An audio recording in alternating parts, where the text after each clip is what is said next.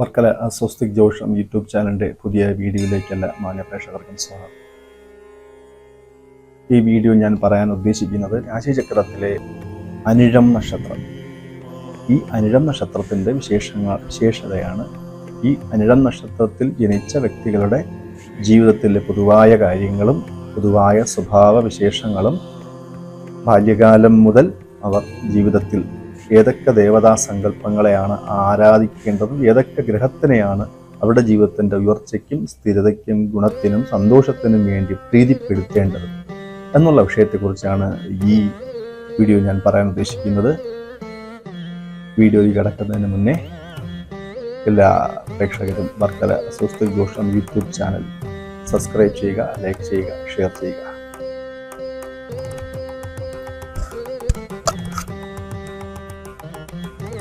അനിഴം നക്ഷത്രം, അനുരാധ നക്ഷത്രം എന്ന സംസ്കൃത നാമം. നക്ഷത്രാധിപതി, അനിഴം നക്ഷത്രാധിപതി ശനിയാണ്. ഇത് ശനിക്ക് പറഞ്ഞ നാളുകളിൽ ഒന്നാണ്. മിത്രനാണ് ദേവത. മിത്രം വെച്ചാൽ ആദിത്യനാണ് ദേവത. ദ്വാദശ ആദിത്യന്മാരിൽ ഒരു ആദിത്യനാണ് മിത്രൻ, അതാണ് ദേവത. ചൊവ്വയുടെ രാശിയിലാണ് ഈ നക്ഷത്രം. അതൊക്കെ കൊണ്ട് തന്നെ ചൊവ്വയുടെയും ശനിയുടെയും സ്വഭാവ വിശേഷങ്ങൾ പൊതുവെ പ്രകടിപ്പിക്കുന്ന വ്യക്തികളാണ് അനിഴം നക്ഷത്രത്തിൽ ജനിച്ച ആൾക്കാർ.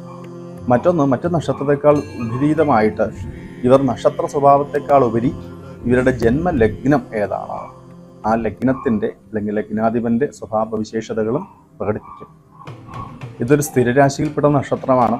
അതുപോലെ ശനി സ്ഥിര സ്വഭാവം പ്രകടിപ്പിക്കുന്ന ഗ്രഹമാണ്. അതുകൊണ്ട് ഇവിടെ പ്രവൃത്തികളിൽ ദൃഢത, സ്ഥിരത ഒക്കെ ഉണ്ടാവും. ശീഘ്ര സ്വഭാവം, പരാക്രമം, ആധ്യാത്മികത ഇതൊക്കെ ഉണ്ടാവും. അധ്വാനിക്കാനുള്ള മനസ്സും അതിനുള്ള ശരീരശക്തിയും തീർച്ചയായിട്ടും ഈ നക്ഷത്രക്കാർക്ക് ഉണ്ടായി. മറ്റുള്ളവരോട് മയമില്ലാതെ പെരുമാറുന്ന ഒരു സ്വഭാവ വിശേഷവും അനിഴം നക്ഷത്രക്കാർക്കുള്ളതാണ്. തനിക്ക് ബന്ധമില്ലാത്ത കാര്യങ്ങളിൽ നിന്ന് മനഃപൂർവ്വമായി തന്നെ മാറി നിൽക്കും. ബുദ്ധി കൂർമ്മതയും കർമ്മകുശലതയും ഉള്ള വ്യക്തികളായിരിക്കും ഇവർ. പൊതുവെ ഇവർ സ്വാർത്ഥത പ്രകടിപ്പിക്കുന്ന വ്യക്തികളാണ്. ഏത് കാര്യം ഏറ്റെടുത്താലും അത് തനിയെ ചെയ്തു തീർക്കണം എന്നുള്ള നിർബന്ധ ബുദ്ധി ഉള്ളവരാണ്. മറ്റുള്ളവരുടെ സഹായം ഒരു കൈക്കടത്തലായിട്ട് കരുതുന്നവരാണ് ഇവർ. തൻ്റെ പ്രവൃത്തിയെയും പ്രവർത്തന ശൈലിയെയും ആരെങ്കിലും ചോദ്യം ചെയ്താൽ അതിനെ എതിർക്കുന്നവരും ദേഷ്യപ്പെടുന്നവരുമായിരിക്കും ഇവർ. ശത്രുവിനോട് സമയവും സാഹചര്യവും നോക്കി പ്രതികാരം ചെയ്യുന്ന മനസ്ഥിതി ഉള്ളവരാണ് അനിഴം നക്ഷത്രത്തിൽ ജനിക്കുന്നത്. പൊതുവെ ഇവർ നീതിക്കും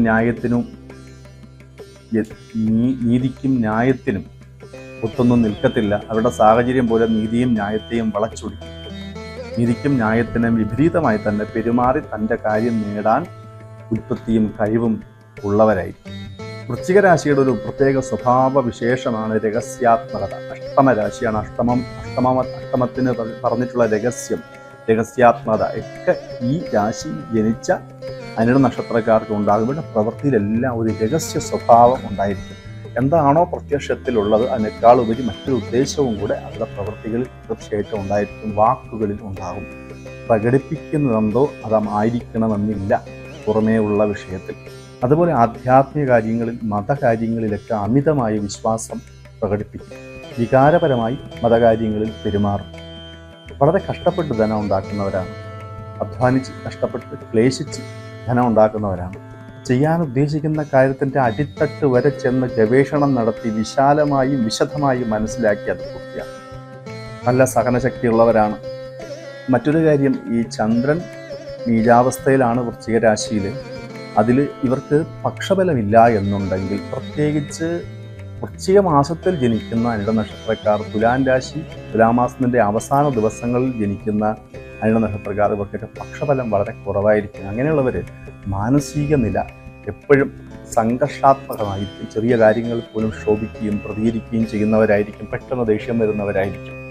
ചന്ദ്രന് പക്ഷബലം കുറവുള്ളത് കൊണ്ടാണ്. അങ്ങനെയുള്ളവർ സ്ഥിരമായി ദുർഗാഭഗവതിയെ ആരാധിക്കുക. വൃശ്ചികമാസത്തിൽ ജനിച്ച അനിഴം നക്ഷത്രക്കാർ, തുലാമാസത്തിൻ്റെ അവസാനത്തെ 5 ദിവസം ജനിച്ച അനിഴം നക്ഷത്രക്കാർ, ഇവരൊക്കെ തന്നെ സ്ഥിരമായി ദുർഗാഭഗവതിയെ ആരാധിക്കുക മനസ്സിൻ്റെ ഗുണത്തിന് വേണ്ടിയിട്ട്. ഇവരുടെ ശത്രു ഇവർ തന്നെയാണ്. അനിഴം നക്ഷത്രക്കാർക്ക് അവരുടെ വീഴ്ചയ്ക്കും താഴ്ചയ്ക്കും കാരണമാകുന്നത് അവരുടെ പ്രവൃത്തികളും അവരുടെ പ്രതികാര മനോഭാവവും തന്നെയാണ്. അതുകൊണ്ട് അതൊക്കെ ഒന്ന് നിയന്ത്രിക്കുക. തൻ്റെ പ്രവൃത്തിയെ ഒന്നിലധികം പ്രാവശ്യം വിശകലനം ചെയ്ത് ശ്രദ്ധിച്ചു മാത്രം പ്രായോഗിക തലത്തിലെത്തിക്കുക. വ്യക്തികളെ കൃത്യമായ അകലത്തിൽ നിർത്തും. എല്ലാവരെയും ഒരു സംശയ മനോഭാവത്തോടു കൂടി മാത്രമേ സമീപിക്കുകയുള്ളൂ, സൗഹൃദത്തിൽ ഏർപ്പെടുകയുള്ളൂ. ഒരു എതിർപ്പിലും കീഴടങ്ങില്ല. എതിർപ്പുകളെ അവർ അവരുടെ പ്രചോദനമായി ഉൾക്കൊള്ളും.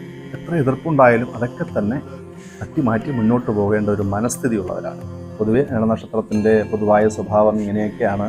ഇനി ഈ നക്ഷത്രത്തിൻ്റെ ദശാകാല വിഷയത്തെക്കുറിച്ച് ചിന്തിച്ചാൽ നക്ഷത്രക്കാർ അവർ ജനിക്കുന്നത് ശനിയുടെ ദശയിലാണ്. ശനിദശ ഏകദേശം 18 വർഷമാണുള്ളത്. അർദ്ധാംശം വെച്ച് കൂട്ടിക്കഴിഞ്ഞാൽ അവർക്ക് അത്രയും തന്നെ ലഭിക്കില്ല. 9 വർഷം മാത്രം കൂട്ടിയാൽ മതി. ഇത് 8 വയസ്സ് 9 വയസ്സിനുള്ളിൽ തന്നെ അവരുടെ ശനിദശ തീരുന്നതാണ്. ആ ശനിദശ കാലഘട്ടത്തിൽ ശാരീരിക വൈഷമ്യങ്ങൾ മാറുന്നതിന് വേണ്ടിയിട്ടും ബാലാക്ഷത പരിഹാരത്തിനും വേണ്ടിയിട്ടും അവർ ശിവനെ ആരാധിക്കുക.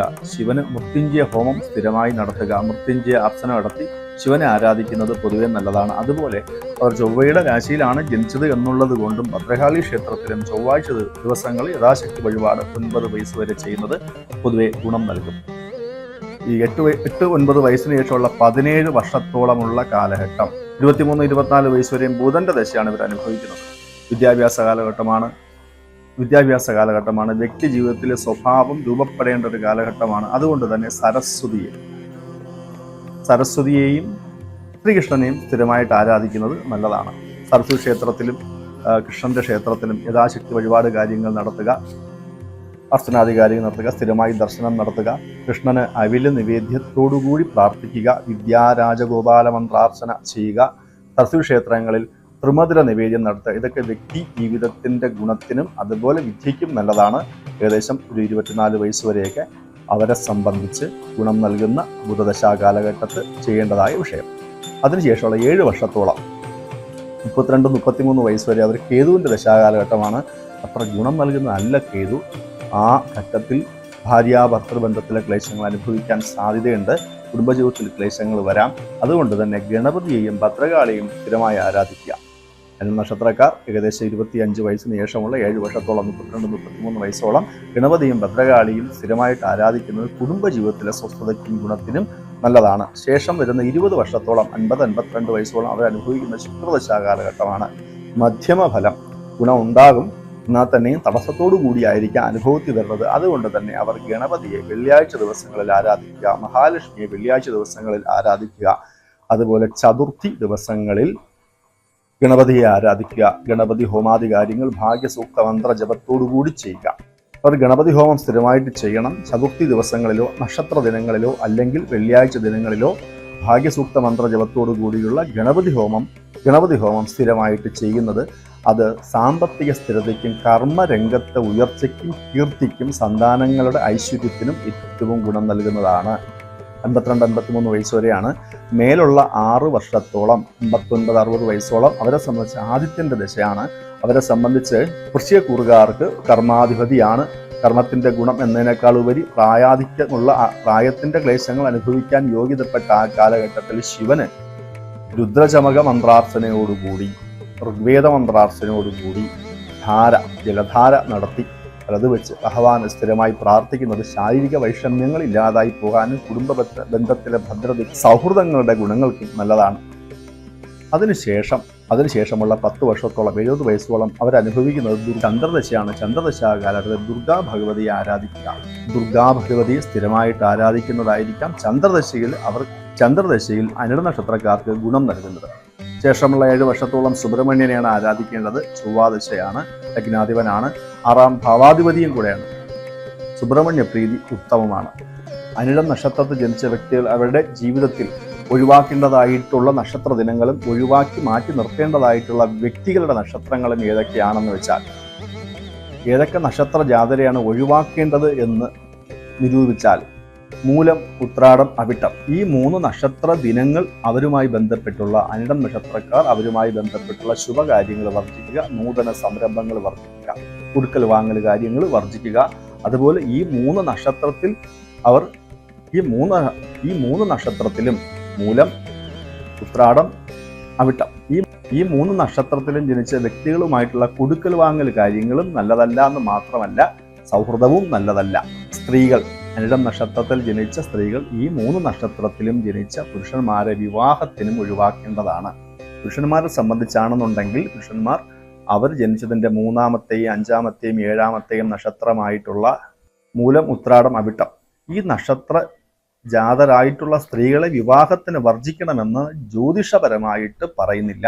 ജാതക വിശകലനം ചെയ്തതിന് ശേഷം മാത്രം ആ കാര്യത്തിൽ തീരുമാനമെടുക്കുക.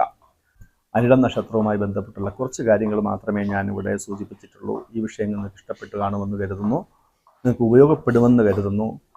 വർക്കല സ്വസ്തിക് ജ്യോതിഷം യൂട്യൂബ് ചാനൽ ലൈക്ക് ചെയ്യുക, ഷെയർ ചെയ്യുക, സബ്സ്ക്രൈബ് ചെയ്യുക.